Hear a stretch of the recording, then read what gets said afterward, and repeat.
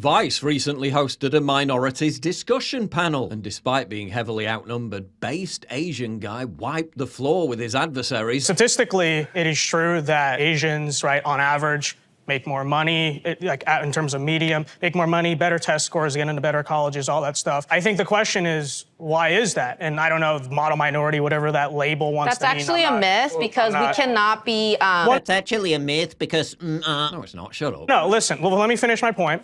We need to observe what makes people successful and unsuccessful. And I think when you look at trends that are generally true in the Asian community, not of everyone, but are generally true, usually you have families that are sticking together. You have, you know... Families sticking together? Oh no, how awful. The absolute unbridled horror. People are taught to work hard in school, not get into trouble. I think that... Working hard and not getting into trouble? The absolute temerity of this dude. Translates to why Asians en masse are successful. And I don't think you have to be Asian or white for that matter to not have kids out of wedlock, not, you know... Having kids after marriage? I can't even... Wedlock, not, you know, commit crime, not cause trouble, or whatever it is. You expect non-whites not to commit crime? What is happening? No, commit crime, not cause trouble, or whatever it is. Yeah, they're legitimately shocked by the stunning revelation that not committing crimes, not having degenerate, meaningless, promiscuous sex, and working hard are traits that lead to better outcomes in life. It's just a matter of, like, well, common sense. That's what makes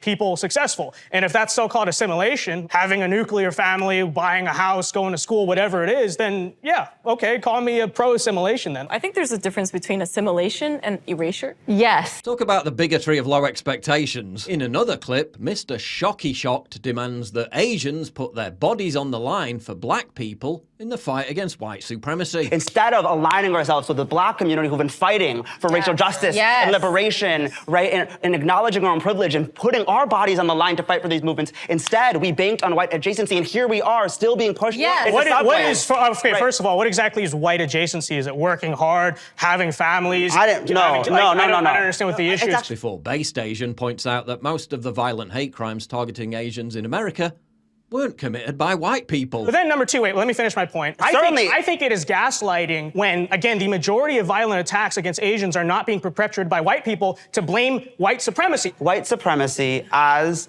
a construct is this idea, like, that the norm of American is whiteness. Yes. That whiteness is the default. Standard. That whiteness is the standard that we all ought to aspire to. Right, so we shouldn't aspire to having happy, stable families, living prosperous, fulfilling lives, working hard and not committing crimes, because that's racist. This is Based Asian Guy, if you want to go follow him on Twitter. And Mr. The Scream here turns out to be some privileged rich kid. He responded to the clip on his Instagram with an elongated, emotionally incontinent cope, in which he agonized over whether he should have participated in the discussion at all, given how it could have been seen as normalizing misinformation and bigotry. Strange, isn't it, how Asians living in non-white countries, generally speaking, are hardworking, law-abiding, have strong family units and are successful in business, until they enter America and catch the woke mind virus. Then suddenly all those traits become problematic. Wokeism really is a race to the bottom, isn't it? The equal sharing of misery.